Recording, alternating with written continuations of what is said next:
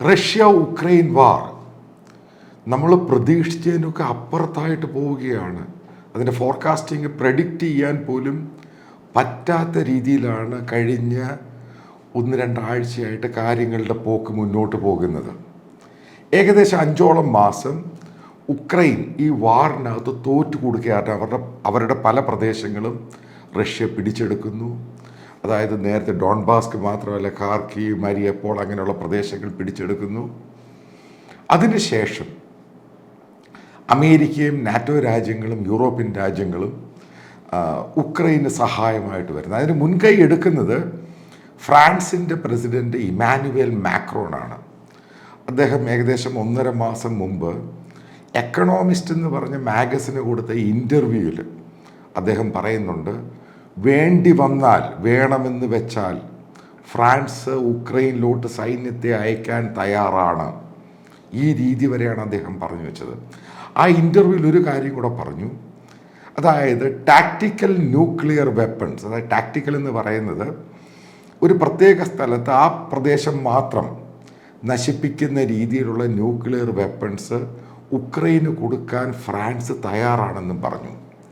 അപ്പം അത് പറഞ്ഞിട്ട് ഏകദേശം ഒരു 4-5 മാസമായി. അതിനുശേഷമാണ് റഷ്യ പെട്ടെന്ന് ചുവട് മാറ്റി ന്യൂക്ലിയർ വെപ്പൺസ് അവർ ഉപയോഗിക്കത്തില്ല ഉക്രൈനെതിരെ.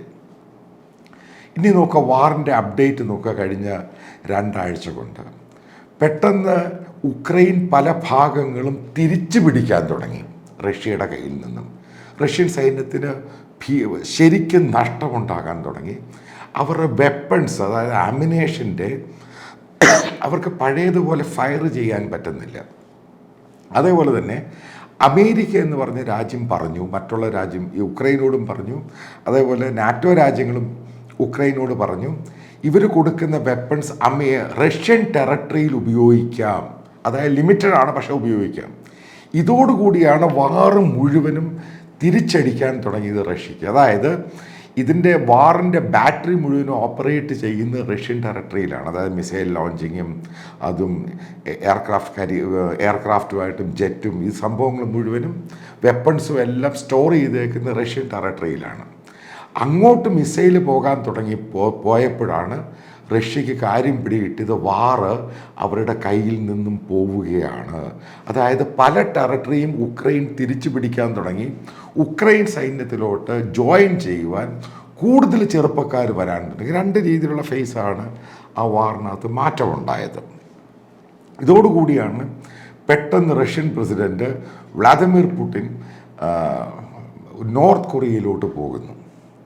അവിടെ ചെന്ന് പാക്ട് ഒപ്പ് ചെയ്യുന്നു, സൈൻ ചെയ്യുന്നു. അതിനകത്ത് നോർത്ത് കൊറിയയിൽ നിന്ന് വെപ്പൺസ് റഷ്യയ്ക്ക് കൊടുക്കാൻ തയ്യാറാകി. അതേപോലെ തന്നെ മറ്റു സംഭവം ആലോചിച്ചോണം, സൗത്ത് കൊറിയ ഇതേ സന്ദർഭത്തിൽ ഉക്രൈന് ഓഫർ ചെയ്യുന്നു വെപ്പൺസ് അവരും കൊടുക്കുമെന്ന്. അതായത് വളരെ നല്ല വെപ്പൺസ് സൗത്ത് കൊറിയ ഉക്രൈന് ഓഫർ ചെയ്ത്, ഫ്രീ ആയിട്ട് ഓഫർ ചെയ്തു.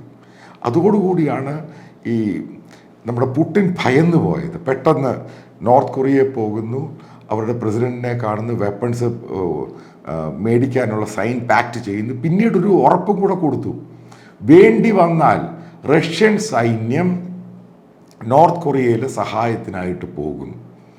അതായത് വാറ്, റഷ്യ ഉക്രൈൻ വാറ് മറ്റൊരു തലത്തിലോട്ടാണ് പോകുന്നത്. 2 ദിവസം മുമ്പ് റഷ്യൻ എയർക്രാഫ്റ്റ് സ്വീഡിഷ് മേഖല, അതായത് അവരുടെ ടെറിട്ടറി വയലേറ്റ് ചെയ്യുന്നു. സ്വീഡൻ അവരുടെ റഷ്യൻ ഡിപ്ലോമാറ്റിനെ വിളിച്ച് ഈ കാര്യം പ്രൊട്ടസ്റ്റ് ചെയ്യുന്നു. അതായത് പോളണ്ടുമായിട്ടുള്ള ഇഷ്യൂ സംഭവം ഇപ്പോൾ ആർക്കും പിടിച്ചാൽ കിട്ടാത്ത രീതിയിലോട്ടാണ് സംഭവം പോകുന്നത്. അതായത് റഷ്യ വാറിൽ തോൽക്കുന്നു എന്ന് കണ്ടാൽ, കാരണം ഇപ്പോഴത്തെ പോക്ക് റഷ്യയുടെ തോൽവിയിലോട്ട് പോവുകയാണ്. കാരണം റഷ്യൻ ടെറിട്ടറിയിലാണ് അറ്റാക്ക് മുഴുവനും നടക്കുന്നത്. ഈ അറ്റാക്ക് ഈ പറയുന്ന വലിയ ദൂരമൊന്നുമില്ല അവിടുന്ന് മോസ്കോ വരെ എത്താൻ. അതാണ് പുടിൻ്റെ ഏറ്റവും വലിയ ഭയം എന്ന് പറയുന്നത്. അതേപോലെ അമേരിക്കയും ഇത് കണ്ണടച്ച് പഴയ പോലെ ഇരിക്കാനുള്ള സാധ്യതയൊന്നുമില്ല. കാരണം ഇമാനുവേൽ മാക്രോണും നാറ്റോ പല രാജ്യങ്ങളും ഒരു കാര്യം തീരുമാനിച്ചു, റഷ്യ ഉക്രൈൻ വാർ എന്ന് പറയുന്നത് അതിൻ്റെ നാശം ഉക്രൈൻ മാത്രമായിരിക്കില്ല, അതിൻ്റെ എക്കോണമി നാശമെന്ന് പറയുന്നത് യൂറോപ്പിനെ മുഴുവനും ബാധിക്കും. അതുകൊണ്ട് ഈ വാർ എങ്ങനെയെങ്കിലും തീർക്കുക. ഒരു കാരണവശാലും റഷ്യ ഈ വാർ ജയിക്കാതിരിക്കാൻ വേണ്ടി എന്ത് വിലയും കൊടുക്കുക. ഇതുമായിട്ടുള്ള കൂടുതൽ ഡിസ്കഷനാണ് G7 ഉച്ചകോടിയിൽ നടന്നത്. ഉക്രൈനും വെസ്റ്റേൺ കൺട്രീസ്, അതായത് യൂറോപ്യൻ രാജ്യങ്ങളുമായിട്ട് ബന്ധപ്പെട്ട ഇഷ്യൂ ആണ്. അപ്പോൾ അതിനകത്തൊരു ധാരണയായത് റഷ്യയുമായിട്ട് ഈ പറയുന്ന രീതിയിൽ ഒരു അറ്റാക്കിൻ്റെ സാഹചര്യം ഉണ്ടാവുകയാണെങ്കിൽ നാറ്റോ രാജ്യങ്ങൾ ഇടപെടണം. ആ രീതിയിലോട്ടാണ് കാര്യങ്ങൾ പോകുന്നത്. അതിൻ്റെ പേരിലാണ് പുടിൻ്റെ ഈ സന്ദർശനവും. അതേപോലെ ചൈന ഓപ്പണായിട്ട് റഷ്യയെ സപ്പോർട്ട് ചെയ്യാൻ തയ്യാറല്ല. അതിൻ്റെ പേരിലാണ് നോർത്ത് കൊറിയയുമായിട്ട് തയ്യാറായിട്ട് നോർത്ത് കൊറിയയും സൗത്ത് കൊറിയയുമായിട്ട് ഫ്രിക്ഷൻ ഇപ്പോൾ നിലനിൽപ്പുണ്ട്. കാരണം ജപ്പാനുമായിട്ടുണ്ട്. അപ്പോൾ അതിനകത്ത് ഈ കംപ്ലീറ്റ് കോൺസെൻട്രേഷൻ അവിടുന്ന് അങ്ങോട്ട് മാറ്റുക, ഇതാണ് പുടിൻ്റെ ഒരു ധാരണ. അപ്പം അതിനു വേണ്ടിയാണ്. കാരണം അല്ലെങ്കിൽ റഷ്യ വാറിൽ തോറ്റു കഴിഞ്ഞാൽ അപ്പോൾ അതിൻ്റെ പ്രത്യാഘാതം പുടിൻ്റെ നിലനിൽപ്പ് പോലും പ്രശ്നമായി മാറും. അപ്പോൾ അതുകൊണ്ട് എങ്ങനെയും അതിൻ്റെ കോൺസെൻട്രേഷൻ മാറ്റിയിട്ട് നോർത്ത് കൊറിയയും സൗത്ത് കൊറിയയും ജപ്പാനുമായിട്ട് ഇഷ്യൂ അത് ഊതിപ്പെരിപ്പിച്ചത് ഇഷ്യൂ ഉണ്ടാക്കുക. റഷ്യ അതിൻ്റെ സഹായം കൊടുക്കുന്നു എന്ന് പറയും. കാരണം റഷ്യയുടെ ഇപ്പോഴത്തെ സ്ഥിതി അനുസരിച്ച് അവർക്ക് ഫോഴ്സിനെ വിട്ട് സഹായിക്കാൻ പറ്റില്ല. പക്ഷേ അവർക്ക് മറ്റുള്ള രീതിയിൽ പലതും, ഇപ്പോൾ എയർക്രാഫ്റ്റ് ആണെങ്കിലും മറ്റുള്ള രീതിയിലൊക്കെ സഹായം കിട്ടും. കാരണം വാറ് നടത്തി റഷ്യ ഏതാണ്ട് ഒരു ഗതികേടായിട്ട് നിൽക്കുകയാണ്. പക്ഷേ ഉക്രൈനെ സംബന്ധിച്ചിടത്തോളം അവർക്ക് സാമ്പത്തികമായിട്ടും വെപ്പൺസിൻ്റെ സഹായം യൂറോപ്പും അമേരിക്കയും അതേപോലെ ജപ്പാൻ, സൗത്ത് കൊറിയ പല രാജ്യങ്ങളും കൊടുക്കാൻ തയ്യാറാണ്. ഇവിടെ റഷ്യ ഒറ്റപ്പെടുക മാത്രമല്ല, ഈ വാറിൽ തോറ്റു കഴിഞ്ഞാൽ, തോൽക്കുന്നതിന് മുമ്പ് എല്ലാവർക്കും ഭയമെന്ന് പറയുന്നത് റഷ്യ സ്വീഡനെയോ അല്ലെങ്കിൽ ജർമ്മനിയോ ഫ്രാൻസിനെയോ അറ്റാക്ക് ചെയ്യാനുള്ള സാധ്യത പോലും ആളുകൾ തള്ളിക്കളയുന്നില്ല. അതേപോലെ ഏറ്റവും പ്രധാനപ്പെട്ട പോയിൻ്റ്, ന്യൂക്ലിയർ വെപ്പണൈസ്ഡ് കൺട്രിയാണ് റഷ്യ.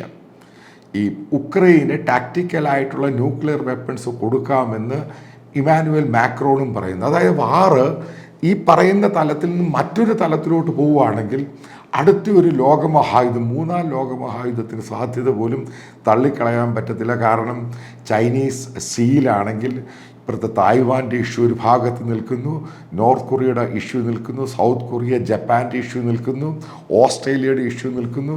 സംഭവം പിടിച്ചാൽ കിട്ടുന്ന രീതിയിൽ മുന്നോട്ട് പോവുക, അതിനുള്ള ഡിപ്ലോമാറ്റിക് എഫേർട്സാണ് ലോകത്ത് പല രാജ്യങ്ങളും നടത്തിക്കൊണ്ടിരിക്കുന്നത്.